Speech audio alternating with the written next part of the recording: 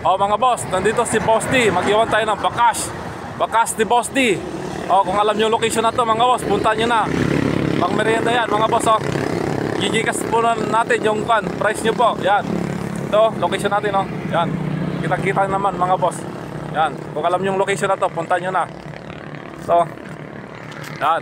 Yan mga boss. Dito tayo mag-iwan ng Bakas ni Boss D. Yan. Kaya punta nyo na mga boss. O, iwan ko na dito mga boss.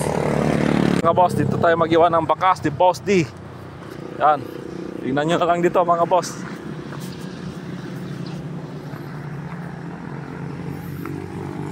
Dito ko ilalagay. Yan. Pang merienda lang yan mga boss. Mga boss, tingnan nyo na lang dyan mga boss. I-claim nyo po sa akin hanggang 7 PM lang mga boss. Yan.